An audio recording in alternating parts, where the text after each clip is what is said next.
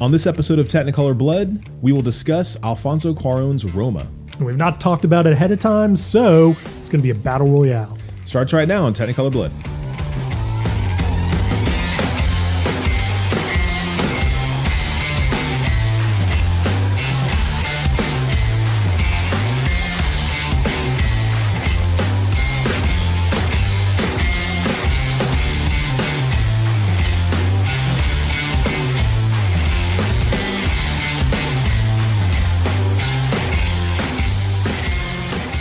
Technicolor Blood, we are back. My name is Chris, and as always, I'm joined by Terrence, and we are going to talk about Alfonso Cuaron's new movie, Roma. Terrence, how are you? How's it going? And are you ready to talk about this movie? Yeah, I am so ready. And for people who have seen the trailers, you know the movie is shot entirely in black and white. And so to stay true to that, this podcast is entirely in black and white.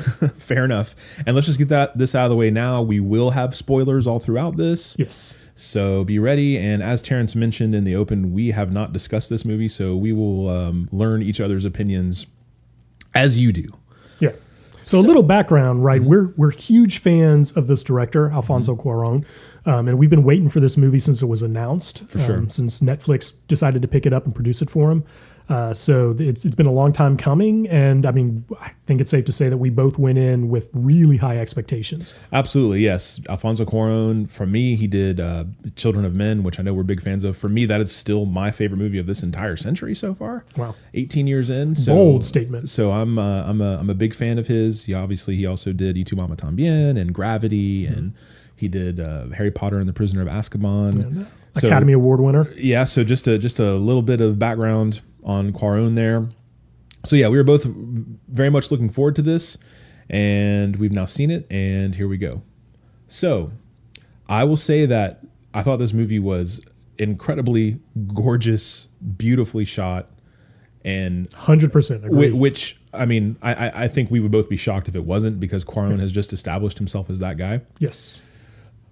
I will also say that the whole slice of life feel to it isn't really necessarily my bag. I prefer an actual story and plot, which it had some of, but it really wasn't about that. The loosest sense of the term. Yeah. So, and I know that he wanted to make this movie as a passion project. So it literally was supposed to be a slice of life. He shot it in his neighborhood of Roma in Mexico City. The actual locations where many of the things actually happened in his memory and in his childhood growing up. Yeah, the movie takes place in 1970. Right. Yes, and a lot of the locations where they filmed were exactly where his memories and his stories from back then actually occurred. So obviously, his far and away his most personal film. I'm sure. How could you make a more personal film than this? Yeah, it's not possible. I mean, so many of the events that take place in the movie are based on his personal experiences. Yeah, and so that's sort of my overall general reaction. We're going to get into the actual filmmaking, the technical aspect of it, story, all that sort of thing, the acting. But I don't want to go into all that right now. I just want to kind of give my initial general impression, and then Terrence kind of give you a chance to do the same, and then we'll maybe start attacking this piece by piece. Sure. So my general impression was this. It is a gorgeous, phenomenally well-made film, but the movie itself is, if you took, say, the first season of Downton Abbey and then edited that down to be a 2-hour and 20-minute long movie. So there is a series of events, many of which should be powerful and highly relevant, but they just sort of become beats in the movie, because there's no real time given to set them up or to dissect the repercussions of them. Yeah, there's no context at all. Yeah, you just simply see them. In a lot of ways, the movie felt like the way a person remembers their childhood, right? You remember key events, but you don't remember any of the connective tissue of those events. And so that's what this movie is, you know? It's rendered in a very artistic way. So you find yourself thinking a lot about those events and the juxtaposition of one event or one visual against another. But at the same time, there's no real strong narrative running through the movie. So at the end of it, I didn't feel like I had really experienced anything. I had just simply watched, someone else's recollection of experiences. We have very similar thoughts on this. Watching the movie, what I thought of, well, this is an amazing passion project, because if you think about, if you've ever had any desire to be a filmmaker or whatever, think about, like, you have a crazy dream or you have this memory and you want to put this on film, and being given carte blanche to do that, budget be damned, narrative be damned, sort of the freedom that he was given by Netflix to make this movie. That's exactly what it is. It is a beautiful, high budget, like you said, recollection of sort of disjointed memories. Yes.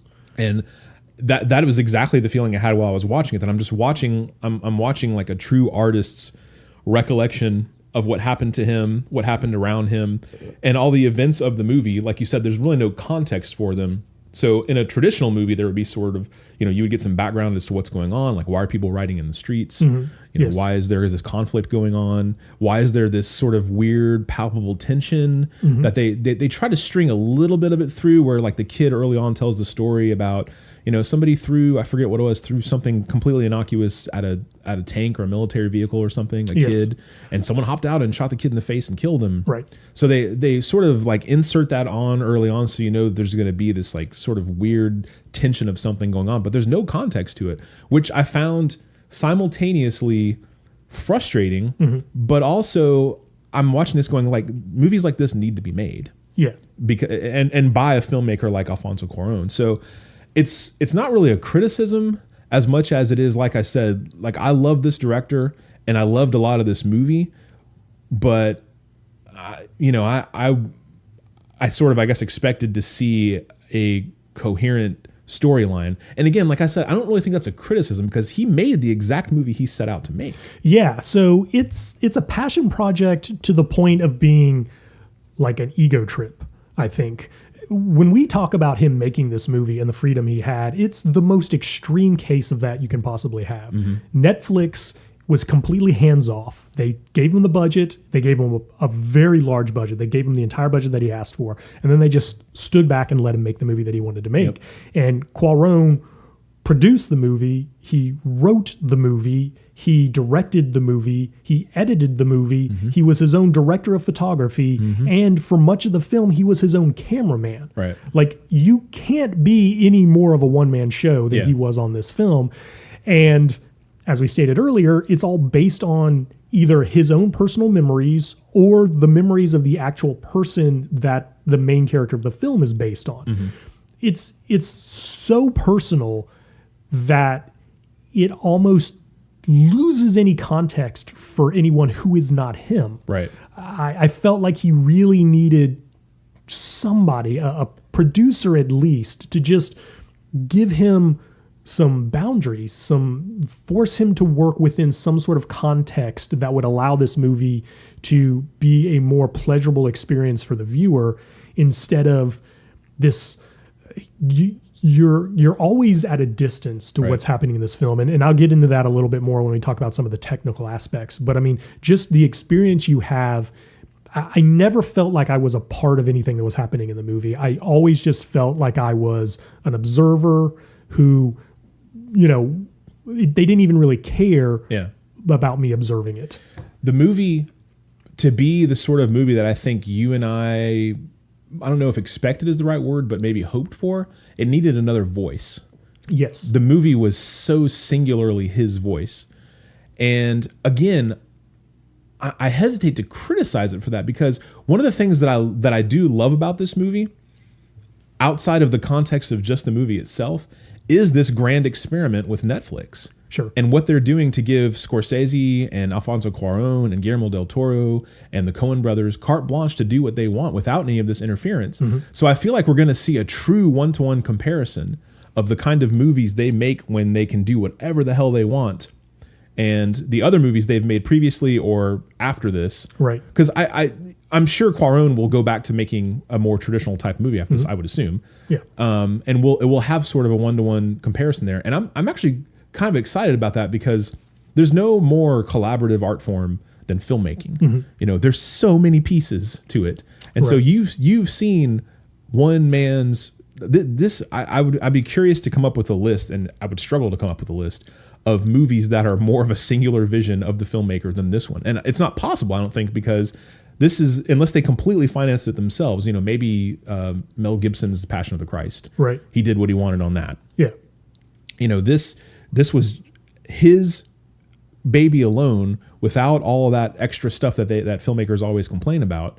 And I mean, obviously it's been very well received, and I mean, rightfully so. It's gorgeous. It's just lacking that plot or storyline that would pull you in and grip you. Yeah, it's a feat of filmmaking, Right. And it's amazing in that regard, but it's a very flawed film, I think, as a result of the feat of filmmaking that it is. I mean, I agree with you, but at the same time, I feel like Cuaron knew all of this. I would agree with that. So yeah, as a coherent film, I do have criticisms like that. But since this is exactly what he set out to make, I don't know. I feel like criticism, at least for me, is the wrong word. It's just, like you said, it's flawed if you're putting it in the context of screenplay and first act and third act and all that. Yeah, I don't think he at any point thought about the audience for this film, and I don't mean that in a disparaging way. I think it was simply, here was an opportunity for him to make the exact movie that he wanted to make, Right. that he's wanted to make for his entire life.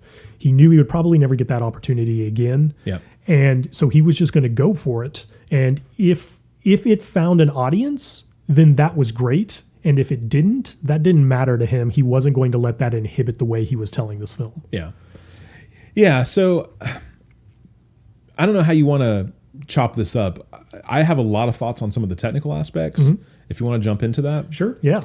I mean, that very first shot during the opening credits where, someone is washing the floor and the tiles, and you have the reflection of the plane, and it's literally like a window. And of course, the bookend at the end of the film is essentially that same shot, but actually shooting up at the sky. I thought those were beautiful. Like the artsy filmmaking part of me loved that because I love like artsy filmmaking stuff. Yes. And so I thought that was fantastic, and just sort of the imagery in that opening scene where you start hearing the sounds. And I was just feeling exactly what Cuaron was going for there. Yes. Giving you some like basically neutral thing to look at.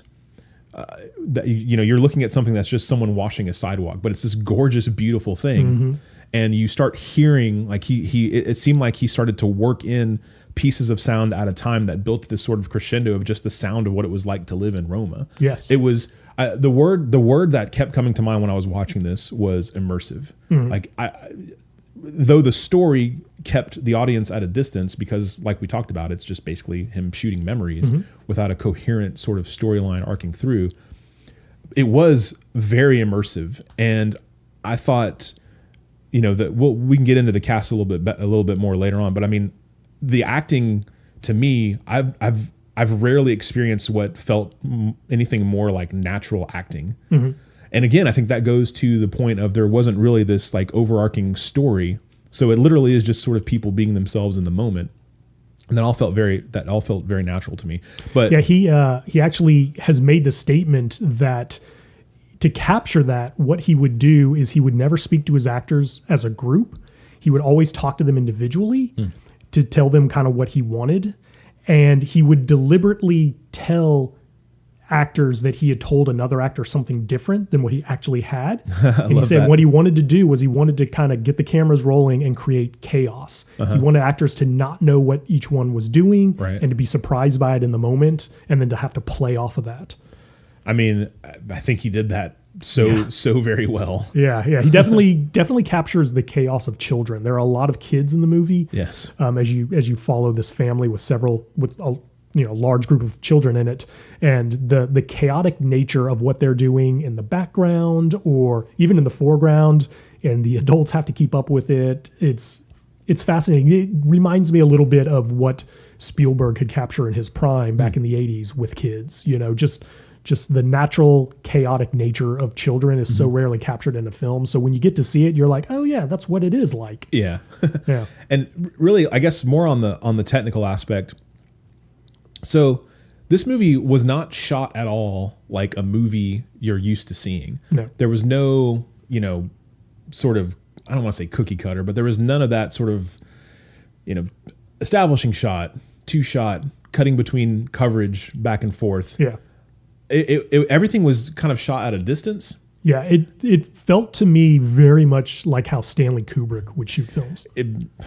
Once again, yes, we are of the same mind. So there was that shot they used a lot in this movie, which I call the surveillance shot. Yes, which is literally just a camera locked down, slowly panning one way or the other. Yes. Kubrick did that. Yeah. A lot. Yeah. And Cuaron, it's the same speed every time he does that pan. Yeah. And the action in the film either has to catch up with or get lost by the camera because he will not speed up or slow down the pan of that camera. Yeah.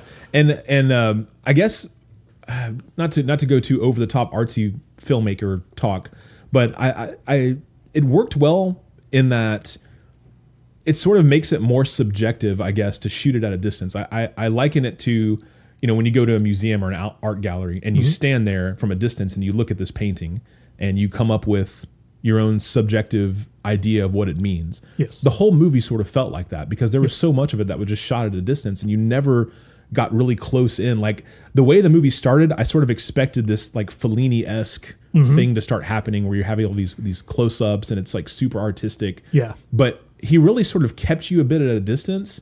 The one of the sort of shots in that movie that I really remember well, that's sort of the opposite of that, was they started off at a distance in that scene where everyone ended up dancing and sort of doing almost like, I guess what you would call maybe like a conga line. Right. That one started off at a distance and he never really moved the camera there, but the action came towards the camera. Yes. So you got to see some of the faces as they passed by. And reading up a little bit on that scene, apparently Cuaron went to his family members and like distant family members where some of his furniture from his own home had like been handed down to other people and around. He went and he found all that furniture. Wow. And brought it back and put it on the set for that shot. So I just, it's so like there was that weird distance in almost every setup where you just sort of figure out what it is you're looking at. You never enter a scene. You're always the outside observer to everything. You're never inside the action. You never, like you said, it's not shot where you get like an establishing shot and then you go into the scene and you have close-ups and you see it from other angles. You never get that experience. I can think of one scene where you get a camera shot where you cut back and forth between two cameras pointed in opposite directions for two characters to interact. Outside of that one scene, I don't think you ever get that again at any point in the movie. It's always just this, you're just outside of everything that's happening. You're never a part of it. And no music. Yes. It was just the background. No music. Which I can't remember off the top of my head examples of this in the past, but I know that I've seen at least a couple of movies in the past that use that to great effect. Yeah. Now that I'm thinking about it, I was going to say maybe Children of Men, but now that I'm thinking about it, I do remember some musical cues from that movie. But I thought that was effective because he the sound of Roma was a part of that movie as anything else was. Yeah. The sound design for the movie is top notch. Yeah. So I thought that was interesting. Didn't use music. He's used music very effectively in his other movies. He uses Gustavo Santaolalla a lot, which is a guy who scores a lot of movies that I like, Babel, and he's got tons of scores out there that I've been a huge fan of, and he obviously made the conscious decision not to go that way this time, and I thought that was super effective. Yeah, I mean, I think if you didn't know going in that there was going to be no music, you probably wouldn't even noticed. Right. Yeah. Yeah. So I guess we really do need to talk about the baby scene, which will be one of the scenes I think that's talked about a lot from this movie. The main character Cleo gets pregnant, and she her water breaks during a horrific situation going on where there's like riots going on out in the streets, like they're furniture shopping or something. Yeah. Let me touch on the background that's happening in this film. Yeah. So it takes place in 1970. Over the course of 1970, there was a big government crackdown on student protests in Mexico City, and that all culminated in a point where the police went in and literally just killed a bunch of student protesters. And that militarized a segment of the student protesters. They began training and preparing themselves for combat. And so for about a year, Mexico City was a very dangerous place as all these events were playing out.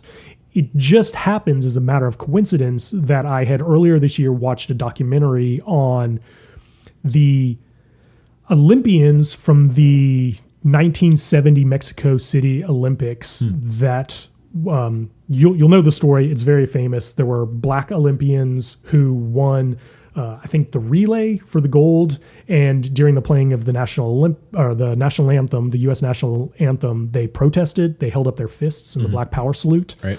I watched a documentary about that event, and it just so happens that takes place. Those Olympics take place 10 days after the big crackdown where the police kill all of these student protesters. So you see that event taking place in the scene that you're talking about. When her water breaks, outside the window of this furniture store is that crackdown when the police are killing these students. Yeah. I only understood what was going on in all of that because I had just happened to watch that documentary earlier. Right. He doesn't provide any of that context.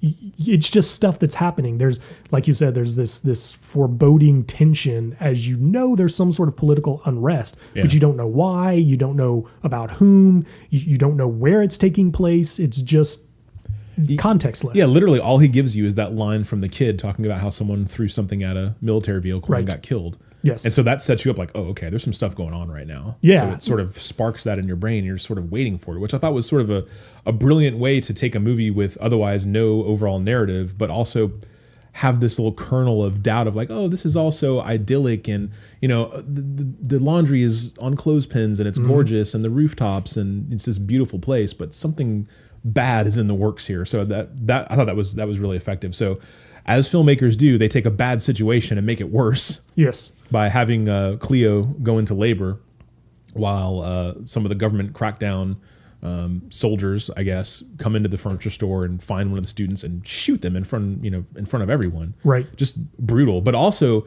I mean, he, just like the movie itself, he sort of shoots this stuff without context as well. Like there's he doesn't over dramatize it. He doesn't dramatize it. You know, they come in, they're looking for this guy, they find him, and then again from a distance, you see him executed. Yeah. And there's just something so unsettling about that style of filmmaking when the filmmakers don't make the conscious decision to like, let's over dramatize this. And in doing that, they actually make it more dramatic, I think. It just has that more stark brutality to it. Yeah. Which sort of feeds into the scene where you know, she delivers a baby stillborn. Right. And, you know, you don't really see what's coming there. And it's really antiseptic and sort of cruel the way it happens. He actually hired, from what I read, actual doctors and nurses who you know work in that department of the hospital. Oh, that's interesting. To make it as, you know, real as possible. And you get that sense when it's happening. It's so very those people's jobs to do that every day. So it's sort of very cold. Yeah. And very brutal while this horrible thing is happening. And it's just, man, and the way they shoot it, again, everything happens in the foreground where she's delivering the child, but when the child's taken out of her and laid down and wrapped up, it happens at a distance again. And it's just so these people's normal everyday job while you know, someone else's life is just cratering, you know, right in front of you. And I just felt like Cuaron shot that so beautifully. I completely bought into the style of the movie at that point. Yeah. And it was just so heartbreaking and brutal. And this movie definitely continues his trend of long uninterrupted shots. Yeah. So and they did it once. Yeah. According to the article I read, they did that whole scene one time. That's interesting. But yeah, it's one shot. There's no cutaways. So, you know, things are moved from the foreground to the background and then back to the foreground as necessary, and the focus changes from one thing to another. It's a style that nobody else does, and it's one that he exploits in different ways for different films. So, you know, in the case of like Gravity, you get these long, really visually impressive single shots that are actually made up of multiple shots cut together. Yep. And then for a film like this, they're not as long, but they're true. They're one take shots, and it forces this choreography of the crew and the actors to make everything work so that the camera can be where it needs to be and move how it needs to move, and everybody hit their marks just right. Yeah. It's a piece of his style that I've really grown to appreciate, and I really look forward to seeing in every movie he makes. Yeah, and the thing is, when you watch a movie like Children of Men or some of these other ones where he digitally stitches together shots to make it look like one shot, I mean, you can tell if you know anything about filmmaking at all how literally impossible that would be to do it actually in one shot. Right. In Roma, specifically in this shot where the baby is delivered, it doesn't look like, I mean, obviously it wouldn't be as difficult as a crazy shot like the one in Children of Men, but even on the surface, it doesn't look too difficult because the camera is essentially locked down, and like you said, they're moving things from the foreground to the background. But the amount of rehearsing and practice and discussion and planning that leads up to that is incredible. Like you said, like the focus changes, there's lighting challenges they have to account for and all that. All these people doing this and no one having a major flub or dropping something or running into someone. I mean, it's pretty incredible. And of course, when you read things about movies, unless it's really coming from the director, you never really know what is 100% true or not. So I have no idea if later on they'll say, that's BS. That was actually, we did that 15 times and we went with the best take. I don't know. But from the article I read, they rehearsed that and shot it one time and nailed it because... Yeah. And this would be a great... Sorry, I don't want to interrupt, but this would be a great time to touch on the lead actress who is in that shot the entire time as these events play out. And I mean, it's a huge emotional arc that her character goes through in this one scene. And there's no cutaway. There's no break from it. She just has to play that scene as though these events are happening, and she has no awareness of where it's going to go. And it's hard to focus on the other things happening in that scene because I found myself just watching her face the entire time. Yeah. She does a remarkable job. I watched her face too because Cuaron did such a great job of making that scene so brutal to watch that I didn't want to look at the baby, I just didn't want to look at it. Yeah. And I started focusing on her, and like you said, she just went through such a range of emotion there. And I found myself sort of like half focusing on the doctors, and I started noticing, like I said, sort of the coldness of how the business of dealing with this on a regular basis for them really is. So I just thought that was so effective. And I guess another technical aspect I wanted to discuss was, feel free to jump in with anything you want to discuss as well, if you want to talk about anything before we get to the scene at the beach at the end. Well, okay, let me just touch on this because it sort of bridges those two scenes. Okay. And that is, Alfonso Cuaron is such a good filmmaker that you can put your faith in him as a filmmaker. And what I mean by that is there are terrible things that happen in this movie, and then there are terrible things that don't happen in this movie. And everything that is terrible that happens is foreshadowed ahead of time in the film. And nothing that is terrible that happens in this movie is not foreshadowed. And there's a distinction between tension, where you're being led to believe that something terrible is going to happen, versus actual foreshadowing, where, if you're familiar with the symbiology, which is not a word, of filmmaking, where, you can tell, okay, he's showing me something because it's foreshadowing something that's going to happen later. The terrible things that happen in the movie, if you're kind of paying attention, like that they're coming. And then there are other terrible things that aren't foreshadowed, but he does such a great job of just ratcheting up that tension that you just expect them to happen.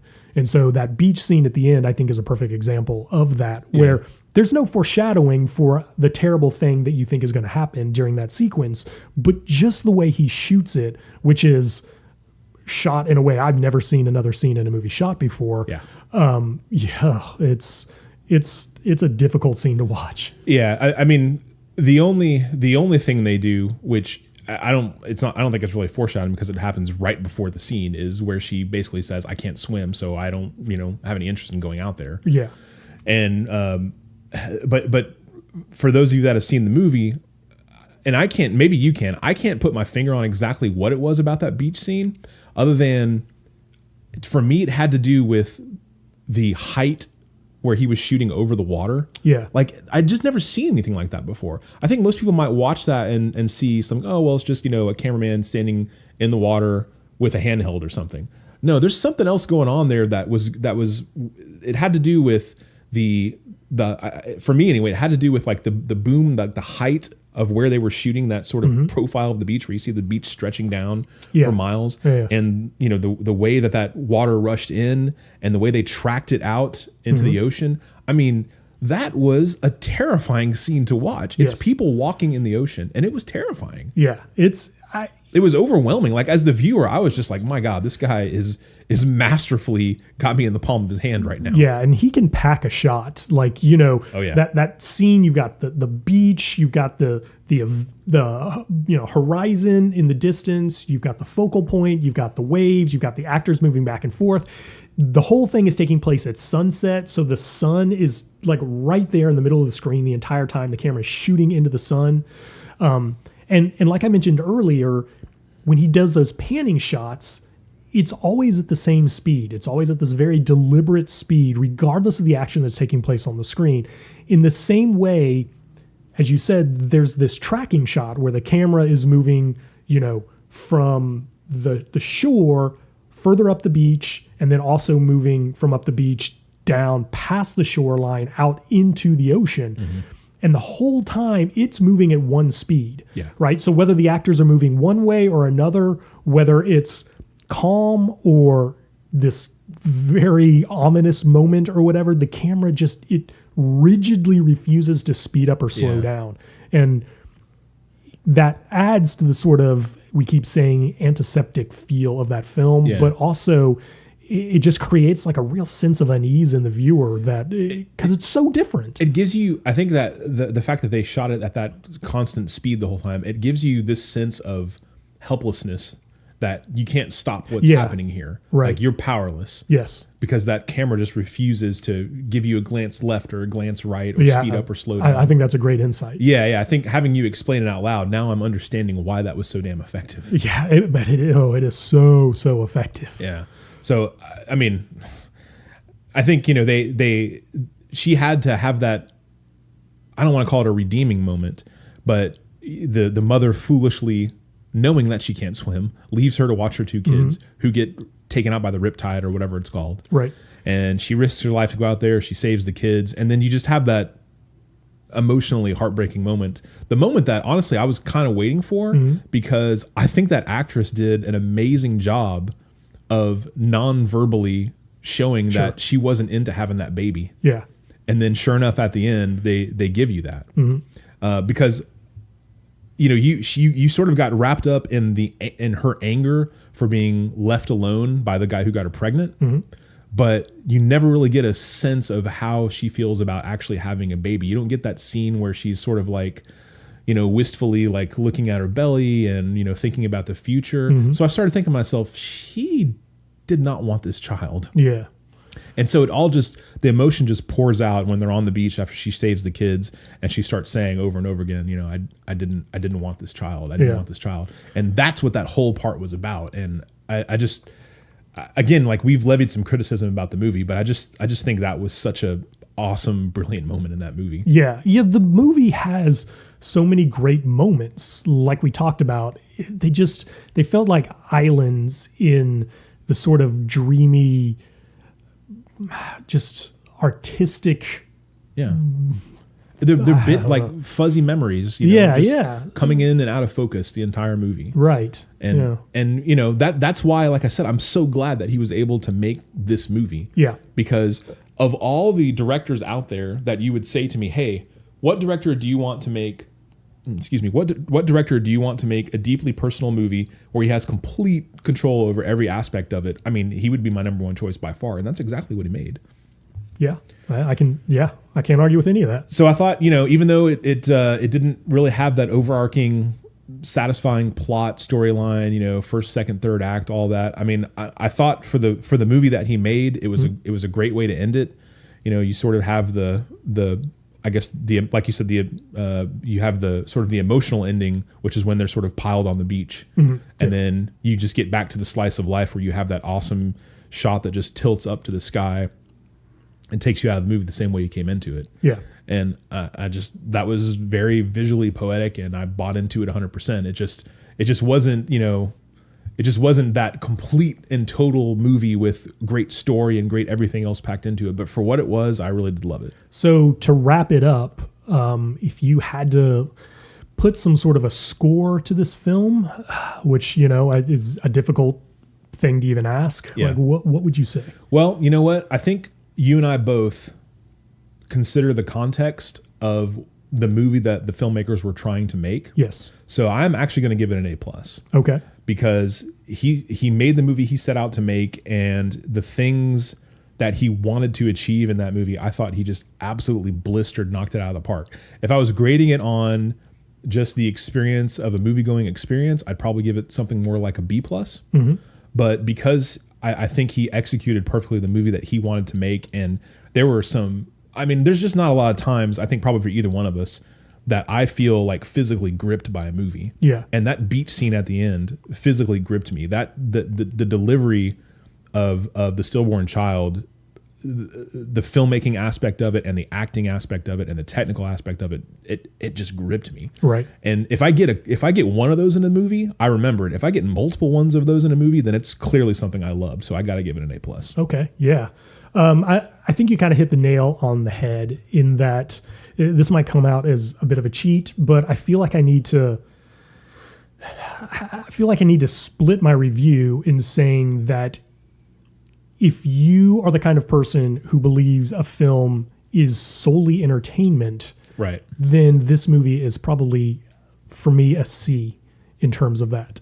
If you're the kind of person who believes that a movie can be art, then this movie is a complete home run in that regard, and I would say it's definitely an A or an A+.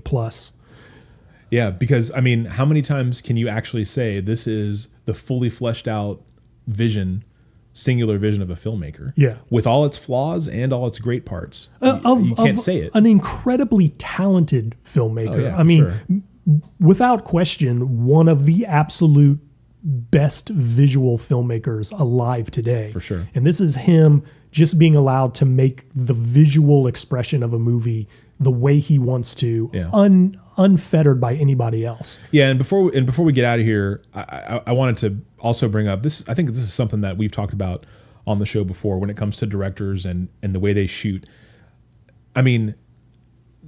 Cuaron's static shots are just so unbelievably packed, like you mentioned. Yeah. And there's so many shots in this movie that are just jaw-dropping. I really like where we live. We weren't able to see it on the big screen. Mm-hmm. I see that they're actually going to release a 70 millimeter print of it to theaters, and I want to see that. Oh, that would be amazing. Yeah, I wish I could have seen that the first time. Yeah. And have that fully immersive experience. But now, like maybe going into it, if it does come out in 70 mil in our town, then I might want to check that out since I know what I'm getting into when I see it. Yeah. Because man, some of those landscape shots and the horizons and the cityscapes and the mud and the dirt, like all the stuff that gets you so immersed in that feel, that scene where, they go in and there's just like all that stuff happening on the streets as far as like, it's like a carnival and it's like a festival all at once. There's little shops and everything. And he does a great job. He does that thing that I think a lot of filmmakers do now where he goes into like a scene and there's just all kinds of noise and he just kind of brutally rips you out of it. So it's sort of ringing in your ears into the next scene. And he did that with great effect in this movie. So, I didn't want to finish the show without bringing up how well he just takes a static, non-moving shot and just makes it absolutely gorgeous. And I wish other directors would try for that. Yeah, that's. I want to say it's a lost art. It really isn't. The really great directors, still employ it, but it's rare. I mean, it's so much easier for a director to just swing a camera around on a rope, and everyone's dazzled by that. Yeah. All so right. I guess I just want to sum it up by saying, if you're listened all of this through to the end and you're still on the fence, you can't tell if this is a movie that you want to see or not. I guess just know what you're seeing going in. This is a black and white movie. It's in a foreign language, so it's subtitled, and it is not a conventional narrative story. If all of that stuff is things that you think, it's not really my bag, then this movie isn't for you, and there's nothing wrong with that. But if you're the kind of person who just loves movies and is perfectly content to just watch something beautiful play out in front of you, then yeah, you should see this movie, because it's one of the most beautiful movies that's come along in the last few years. Yep. And as always, I mean, whatever Alfonso Cuaron makes, I'm there. Oh yeah. I'm just there. This just continues to solidify that. All right, guys. Well, we appreciate you listening. Hope you check out Roma. Let us know what you thought about it. If you agree with us, you disagree with us, at TechBloodPod on Twitter. You can reach us that way and give us any feedback on the show you like, and we will see you on the next one. One last thing before we go. Do you think this gets nominated for Best Picture? Oh yeah, undoubtedly nominated. And undoubtedly he'll be nominated for Best Director. I don't know if he can win with this type of movie, but sometimes with the Oscars, the more art house ones shoot to the forefront. It'll be interesting this year because there's a lot of ones that I think are going to be nominated that aren't more art housey. Yes. So we'll kind of have to see. I feel like they're going to have to make a decision. I feel like this film might be the art house contingent. This might be the thing that stands against Black Panther and those sort of films. And I believe I read leading into this episode that no foreign language film has ever won Best Picture. Oh. So I feel like this is a very, very strong candidate to be that first one. That's interesting, yeah. All right, guys, we will see you on the next one. Thanks for tuning in. Thanks a lot.